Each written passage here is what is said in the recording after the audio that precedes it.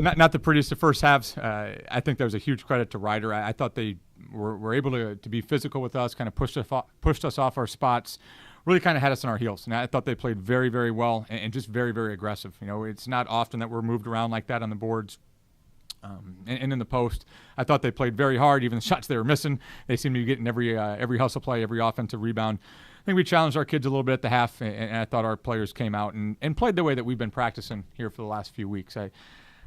I knew if we weren't playing well, everybody talked about the layoff that we had, but to be honest with you, I thought we practiced so well that we were a better team, and we wouldn't show any ill effects.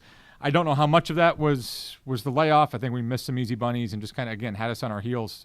Credit to Ryder and their coaching staff. I think we asserted ourselves much better in the third quarter. We talked about getting to the free throw line. If they're going to be that aggressive, we have to make sure that we're stronger with the basketball and getting to the free throw line. I thought that was the story of the game. And I think the other part was just kind of playing some different lineups. And you saw a lineup out there that clicked in that third quarter. I think it was maybe a 2 or 3 point game. And all underclassmen, if I remember correctly, with that. And I thought our seniors actually came in and played a couple great stretches as well. So it's nice to have 13 kids contributing right now, 13 players playing as well as they have. That's a challenge a little bit as a coach, getting in the rotations. But I think that's obviously a good problem to have. And I thought the pace of the game was to our favor for the most part in the first quarter. You know, I thought we, uncharacteristically, at least of late, had some just tough and kind of maybe some bad turnovers. We just talked about, hey, the shots are going to fall, but we need to continue to play at this pace. We trusted that if they're going to play their starters the minutes that they usually do, that was going to come and benefit us at some point. You like to think that hopefully eventually we were going to start making shots, which I think we did at a pretty consistent and efficient pace.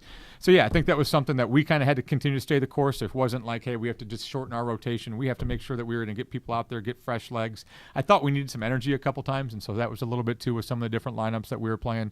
But I thought, again, I think there was that stretch in the third quarter. I thought we started the third quarter well, but just that stretch in the third quarter, that way we were able to get stops, turn it in transition, and I think you saw a lot of those times and opportunities that we were able to get to the free throw line were in transition. Extremely high. You know, I think a little bit, she maybe rushed the first shot, but she's supposed to take some bad shots. You know, she's been shooting the ball so well that this was never hey, Cap's just doesn't have it tonight. I know she's going to shoot the ball well in every game. It's just going to be, getting the ball and having her find her hands.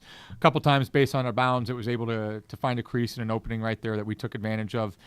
And then again, she was just locked in. So she hit some big ones. I think we only had 2 in the first half, and maybe she was only 0 for 1. But again, a pretty efficient second half with her. And I thought Kate's shot at the beginning of the third quarter was huge.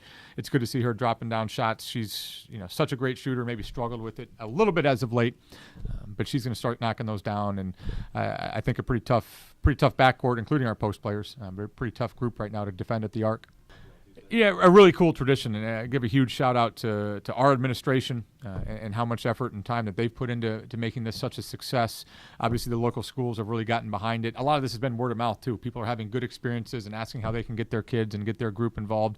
So this is something that Maisha and I have been talking about for maybe 4 or 5, maybe even 6 years, and I think this is year number 3. So hopefully be a loud, boisterous crowd. Hopefully these guys can really get behind our group. And hopefully our focus is there. I think as a coach, you always worry about that last game before the break.